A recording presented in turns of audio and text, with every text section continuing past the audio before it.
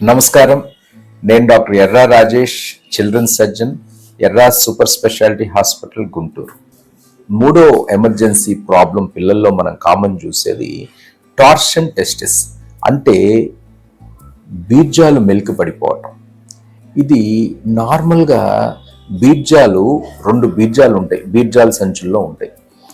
ఈ ఈ టెస్టికల్స్ అనేవి, దానికి రక్త ప్రసారం టెస్టిక్యులర్ వెజల్స్ పైన కడుపు గజ్జల ద్వారా వస్తాయి. దాన్ని ఎక్కువ నార్మల్గా ఫ్రీగా పైకి కిందకి, కుడివైపుకి ఎడమ వైపుకి కొన్ని డిగ్రీలు మూమెంట్ అనేది ఉంటుంది. దీన్ని మరీ ఎక్కువ మెలికపడకుండా దీన్ని రక్షించేది గుబర్నాక్లం. అదొక సన్నటి పొర ఆ బీజం దగ్గర నుంచి కింద స్క్రోటం బీజ సంచుల కింద వరకు ఉంటుంది. ఇవి ఒక్కొక్కసారి పల్చగా ఉండటం వల్ల కానీ, ఈ టెస్టిస్ డెవలప్మెంట్లో కొన్ని డిఫెక్ట్స్ వల్ల, ఈ ప్రాసెస్ వెజైనాలిస్ అంటారు, దానికి ఉన్న పొరలు గనక బాగా వీక్గా ఉన్నప్పుడు ఇవి సడన్గా ఎక్కువ మెలికపై పడే అవకాశం ఉంటుంది. దీన్ని ఇమీడియట్గా గుర్తించి ముందుగానే వైద్యం చేయించుకున్నట్లయితే ఈ బీజాలని డ్యామేజ్ నుంచి నివారించవచ్చు.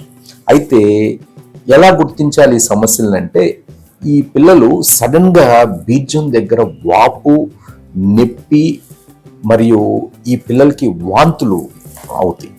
సో ఇలాంటి పరిస్థితుల్లో డాక్టర్ దగ్గరికి గనక వెళ్ళినట్లయితే వాళ్ళు ఇమీడియట్ గా స్కానింగ్ చేస్తారు. స్కానింగ్ అంటే అల్ట్రాసౌండ్ స్కానింగ్ తో పాటు డాప్లర్ పరీక్ష చేస్తారు. ఈ డాప్లర్ పరీక్షలో దీన్ని ఇమీడియట్ గా దానికి బీజం గనక రక్తస్రావం గనక ఆగిపోయినట్టు తెలుస్తుంది. దాన్ని ఇమీడియట్ గా 3 నుంచి 4 గంటల లోపలే శస్త్రచికిత్స చేసి దాన్ని పూర్తిగా మళ్ళీ మెలికని తీసి దాన్ని ఆపరేషన్ కనుక చేసినట్లయితే శుభ్రంగా వీటిని నయం చేసుకునే అవకాశం చాలా ఉంటుంది. సో దీంతో పాటు కుడివైపు బీజాన్ని కూడా, ఇప్పుడు ఎటువైపు, ఫర్ ఎగ్జాంపుల్ ఎడం వైపు బీజం కనుక మెలికిన పడినట్లయితే దాన్ని మెలిక తీసేసి మళ్ళీ కుడివైపు బీజాన్ని కూడా కుట్టు వేసి మళ్ళీ మెలిక పడకుండా చూసుకోవాలి. ఒకవేళ కనుక గ్యాంగ్రీన్ అయ్యి దాన్ని మెలిక తీసినప్పుడు కనుక రక్త ప్రసారం కనుక పెరగనట్లయితే దాన్ని మనం తీసేయాల్సి ఉంటుంది.